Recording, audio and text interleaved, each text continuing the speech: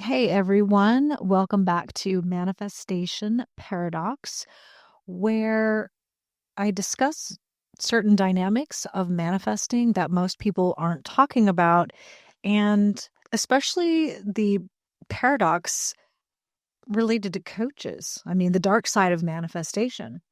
Who's really getting rich? I mean, they'll guide you through affirmations about being a millionaire, etc., and how business is booming and every day my wealth increases.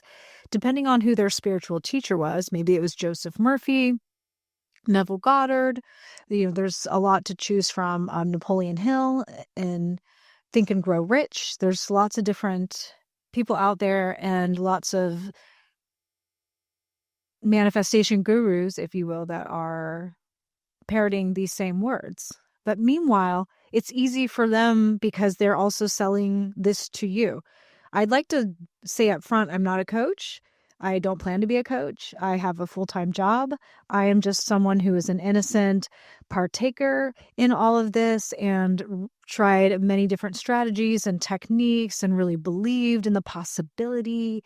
And I think manifestation is real in a lot of ways. I look back at my life and I have obtained some amazing accomplishments, and the common denominator that I've noticed, this is considered like unconscious manifesting because I wasn't aware of it versus conscious manifesting when you're specifically trying to gauge an outcome. But the common denominator for me was that I didn't give a shit if I got what I was hoping for. And those were the things that always came to me easily. I was never able to figure out for me that if I wanted something really bad, how to just not care about it. That level of neutrality and indifference or detachment, I suppose, even though I thought I was getting there. Maybe you felt the same way. But again, exploring the dark side of manifestation. And it's just a very intriguing and complex philosophical questions here, touching ideas from quantum physics, metaphysics, and spirituality. I recently read a book called Busting Loose from the Money Game by Robert Scheinfeld.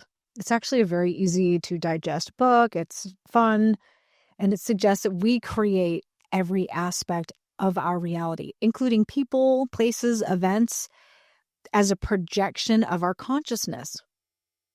This aligns with the non-duality teachings and some interpretations of like quantum mechanics, where reality is seen as subjective and constructed completely by our perceptions and beliefs. And so there's two phases that Robert talks about in his book, and he refers to this as the human game. And phase one, basically, this is the one we all have to go through.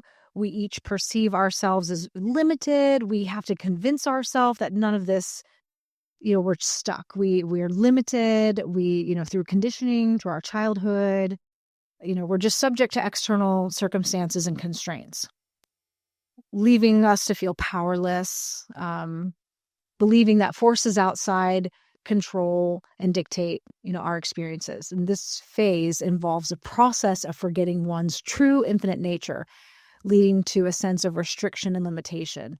And basically the way Robert describes this is you're signing up for the ultimate game. Like it has to be super real. This is the most amazing, most impressive movie set you've ever been on because everything just seems so real. It reminds me of a movie I watched long ago starring Michael Douglas and Sean Penn, and it was called The Game. And it was something where people with some money could pay for an experience. It's supposed to be an existential experience. It has profound impact, but the thing is, you question it, like, wait, is this the thing that I paid for, or is this really happening? So I thought that was a neat coincidence. If you haven't seen that old gem, I highly recommend it. And then going on to phase two. So once you start to get in the know about, okay, I just have all these, I'm supposed to be going through all of this garbage, then you start to move into phase two. And transitioning into this phase involves a profound shift in awareness where you begin to recognize that you're the creator of your own experience and reclaiming power and wisdom that were obscured on purpose by design in phase one. This realization leads to a sense of liberation as one understands that the limitations previously perceived are self-imposed illusions. He uses the word illusions quite a bit throughout the book. A lot of spiritual teachers often present this idea that we create our own reality with conviction for several reasons. Many of spiritual teachers have undergone their own transformative experiences where adopting this belief led to significant positive changes in their lives. So I totally buy that. Um, and then there's a consistency across teachings, and then this idea appears in various spiritual and philosophical traditions, suggesting a universal truth that resonates across different cultures and eras. And then this also leads us to empowerment. Teaching individuals that you have control over your reality can be extremely empowering, encouraging, and to point toward your own personal responsibility and proactive life changes. That none of that is bad at all. But adopting this belief without feeling skeptical can be challenging, especially since it contrasts with conventional understanding of reality. So, in order to embrace this perspective, you have to be completely open minded and approach the concept with curiosity rather than immediate acceptance or rejection. I think just being open to the idea and apply these principles in your own life and observe any changes in perception or experience. I mean, we're all just going to experience different things and interpret them differently for ourselves. But also balance this openness with discernment, which is one of my favorite words, this critical thinking, which is acknowledging that while the belief can be transformative, it may not explain all aspects of reality. And that's maybe exactly what we are trying to do here. I hope that future generations don't view this current era of belief as, silly, the way some of us might look at flat earthers and uh, like, oh, well, how could they have thought that? So I hope that's not the case here, but that's just my skepticism coming out. And so back to the book reference by Robert Scheinfeld, Busting Loose from the Money Game. Um, yeah, phase one, your limited self, which leads to a sense of restriction and limitation. And then you get into phase two, and, which can be extremely profound. So this naturally leads to another question. Are we really, truly creating everything? The subjective reality theory suggests that each person's reality is shaped by their perceptions, beliefs, and consciousness. And if taken to an extreme, it means that each individual is living in their own universe where every detail is a projection of their mind. Imagine everyone's just walking around with their own VR headset. And I know they're expensive right now, but hopefully they're going to come down in price and maybe we'll all be doing that at some point. That would be kind of interesting. And from a quantum physics perspective, in quantum theory, the observer effect suggests that the act of observation will influence the outcome. So this has been interpreted to support the idea that consciousness shapes reality, but that's still heavily debated. And then we can't ignore the spiritual echo chamber. And it's possible that a lot of spiritual teachers are echoing each other because these ideas resonate deeply and provide a sense of control and meaning. So this could be a cultural or psychological phenomenon rather than an objective truth. And then we just have the idea that ancient wisdom is being repackaged. These are rediscoveries, since they've been echoed in other spiritual teachings like Taoism and non-duality. But nobody can really know the truth. I mean, there's no empirical way to prove or disprove that we create all aspects of our reality. What do you think? Do you believe we create our reality, or do you think there's some influence, but there's a lot of stuff outside of our control? I'd love to know what you think. Please drop a comment below and I'm be happy to reply. And this is where we can just kind of experiment with our own perception and belief, try shifting perspectives and beliefs and observe how reality changes. This won't necessarily prove anything, but it can offer some personal insights. And I know this stuff works a bit, but I don't know how to explain the phenomenon, such as manifesting a free cup of coffee that you hear all the time in the manifestation community, or for a certain colored vehicle on the road that seems rare. And that stuff has worked. I tried it for orange cars. I literally saw 5, 6 orange cars. I tried it for yellow cars. There were some things that took longer, like I wanted to see a coyote, and it took a couple months, but one came, like a real one walking down the road. And just other things like that. I wanted to see a Grateful Dead dancing bear, and I was in a shop somewhere. I turned around and looked behind the register, and there was a sticker of a purple dancing bear. So who knows how these things happen, but whether we create everything or not still remains an open question. The value here might lie in more so in the transformative power of the belief. By viewing life as a creation of our consciousness, we may feel more empowered, grateful, and open to possibilities. In the book Busting Loose, Robert talks about expressing appreciation for everything that he's created. And in the book, he uses an example of going out to dinner, and instead of getting the bill and being like, oh my gosh, how much is this? He's basically paying for the whole experience. He's appreciative that his money is going toward this elaborate creation that his mind created, from the chef to the server, to the building, to the host, to the parking spot, all of it. That's the position that he takes. It's kind of fun, but when I tried to apply this in my daily life, I did feel a little silly. So I'd like to know what you think about that. And if you've read this book, where did you end up with on the belief system? I'm almost done with it. I haven't gotten to the very end, but I read enough of it to really get a gist of what he's driving here.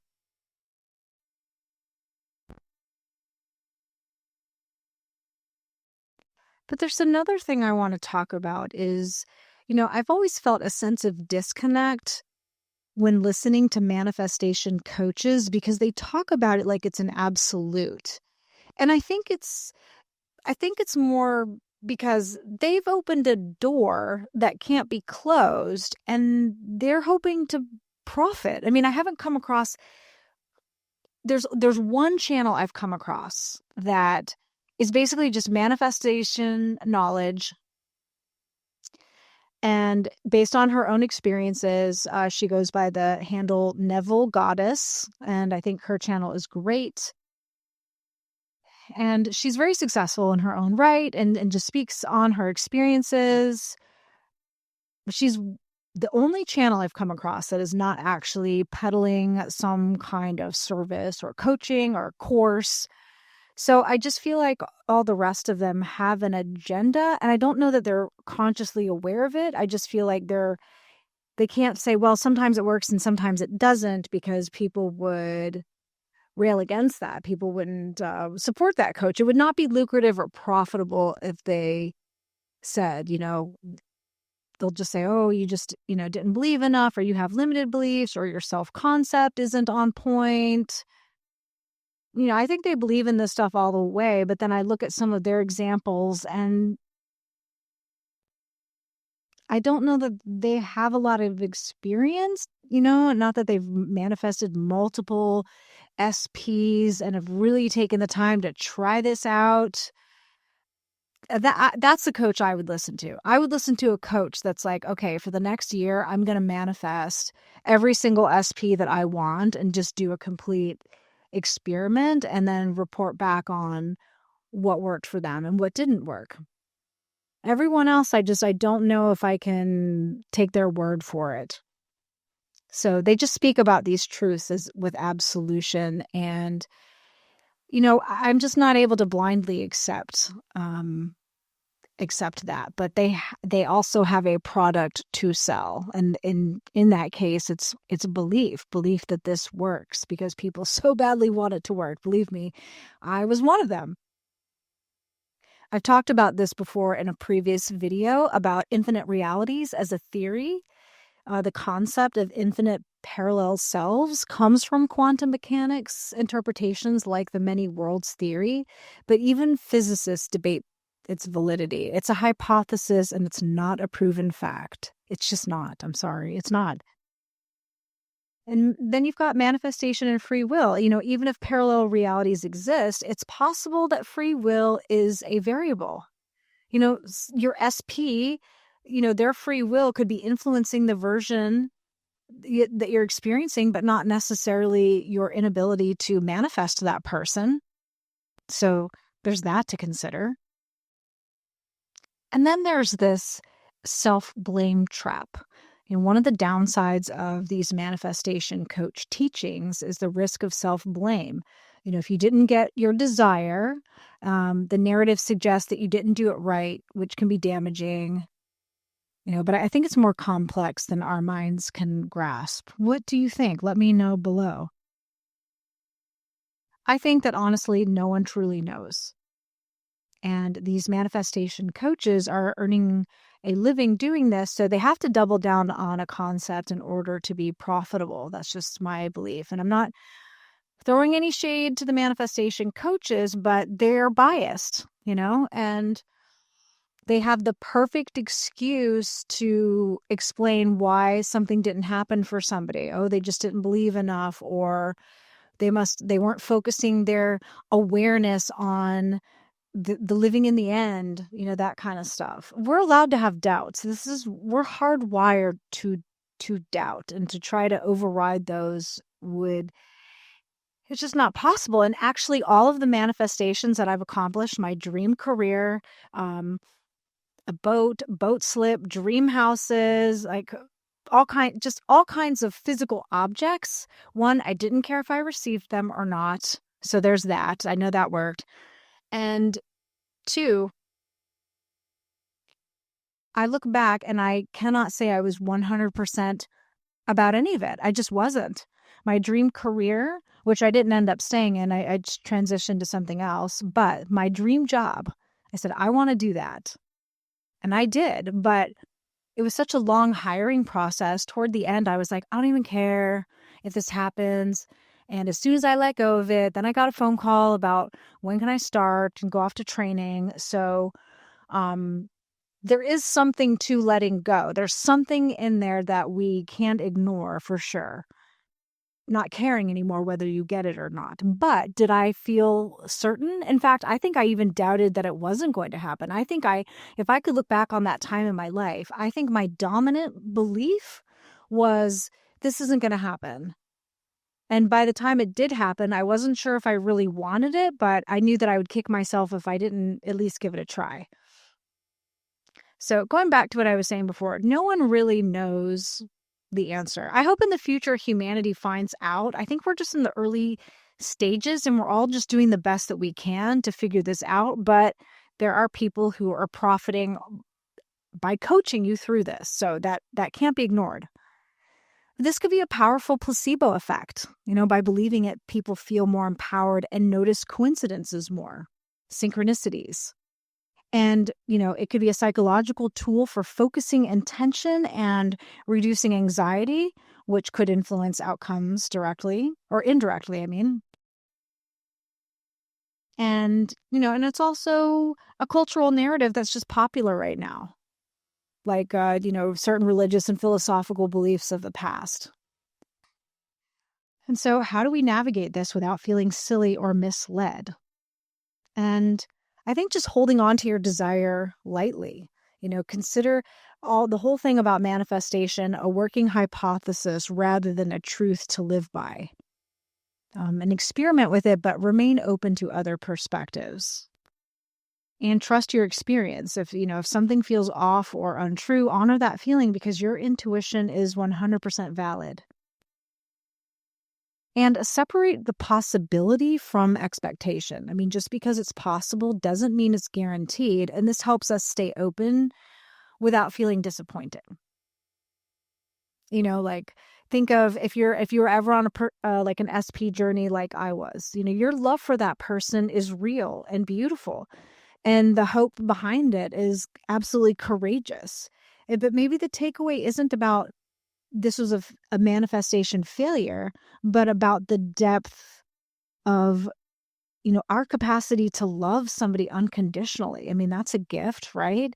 I can look back at my SP in this case and say, that person taught me for once and for all to love without conditions. So this isn't a failure.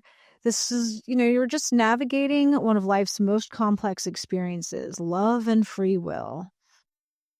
And it's okay to grieve the version of reality that was deeply wanted. I know I had to do that. I mean, grief does not mean giving up hope, but it does mean honoring our heart. And so it's totally okay to embrace the mystery without needing definitive answers. And it's okay to explore these ideas and to also doubt them. It's okay to love your SP or whoever and hope for a future with them, but while also living in the present. This discussion is so important because we all need to think critically and relieve ourselves of unnecessary guilt when things don't go as planned. I'm here to help give a voice to people who feel like they're failing at manifestation or have doubts or mixed emotions. And, if your coaches, even unknowingly, are gaslighting you. I mean, the truth about manifestation coaches is, they're interpreting, they're not knowing. They interpret their experiences and present them as universal truths. But ultimately, they're making meaning out of subjective experiences.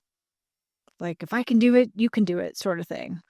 And then there's confirmation bias. The coaches often see what they expect to see. And if they believe that their thoughts create reality, they'll interpret coincidences as proof, even when the other explanations exist. And really, we need to just go back to the fact that there is no scientific proof. And then they can just say, well, you've got to leave your logic out of this. Logic doesn't. Well, yeah, there's an explanation for everything, right? You don't get to bring your logic with you. While there's anecdotal evidence and some psychological principles, like the whole reticular activating system, there's no empirical proof that thoughts alone create external reality. So, just to highlight again why this is so important and why we need to have these discussions, the dark side of manifestation coaching is, the perpetual self-blame cycle. When manifestations don't work, people are told it's because they didn't believe enough or had doubts. And this traps us in a cycle of self-blame, which keeps us coming back for more courses, more coaching and products, and consuming more videos. I consumed so many YouTube videos. Thank goodness for YouTube Premium. Oh my gosh. And the financial exploitation. Coaches totally profit by selling the idea that you can have whatever you want if you just follow their method. And, even though they themselves are manifesting wealth by selling hope. So it's a cycle that keeps them financially free while followers, are stuck. That totally sucks. And then you've got the confirmation bias and echo chambers. Followers become so invested in the narrative. And now a lot of them are having member channels or joining the membership. So now they're making additional money on top of their coaching. I've seen coaching prices, $333 for an hour of their time. And it's just a silly phone call. And they're basically just regurgitating what they already say in their videos. It's heartbreaking, honestly. I think they think they're doing the right thing, but it's therapists don't even charge that much for an hour of their time. You could do some good cognitive behavioral therapy with your therapist and, stay grounded on earth. But, the followers become so invested in the narrative that they defend it fiercely. Like, I'm sure I'll get some comments here blasting me about, I just didn't believe enough, or I'm not following the law according to Neville, whatever. I don't care. Because a lot of us just don't want to face the painful possibility that they've been misled. It's not just about desire, but it's about protecting their belief system and identity. I did not want to believe that this stuff could potentially not be. I mean, why else would I stay stuck in this for 3 years? I did not want to believe that this wasn't true. The success stories kept me going, but I always had questions in the back of my mind. Like if somebody got their SP, I would be thinking, well, I don't know all the ins and outs of their relationship, their history. Maybe they're just the kind of couple that just keep gravitating back toward each other anyway. Who am I to, how would I know the actual circumstances of their situation that would, it's just, you just can't make the comparison, really. There's a lot we don't know. And so I want to offer people an exit from this guilt trap and a chance to see the bigger picture. I want everyone to reclaim their power and agency without toxic positivity or unrealistic promises. And I'm doing this totally with compassion. And I think others need to speak out about this. I don't want to question manifestation. Like I said, I really believe the power of intention is real. There's a lot we don't know. I know for a fact I've gotten some amazing things. I said, oh, wouldn't it be cool to have that? And then it happens. But for me, it's usually been about objects. And I've been thinking about the energetic receptivity of another person. If you're trying to manifest an SP and they're completely closed off to it for whatever reason, maybe they're emotionally stunted, maybe they have their own traumas that they haven't dealt with fully. If that person is energetically closed off to the idea of being in a relationship or being in a relationship with you, then I don't know that any amount of sats and journaling, listening to those overnight meditation tapes and subliminals, all that stuff, I don't know that any of that's going to put a dent in it. I tried all of those things. I got some movement. I got some breadcrumbs. I think the person was just not open to the idea. And so I want everyone to have permission to feel human, to doubt, to grieve, to hope, to live fully, even if every desire doesn't come true. We need to break the cycle of guilt and empower people again to live authentically and responsibly. So I hope this can change, people's perspectives on manifestation and even shake up the industry a bit. So let me know your thoughts below. I'm going to keep talking about this much needed subject. And I hope this has been helpful to someone. Thank you so much for listening. Bye.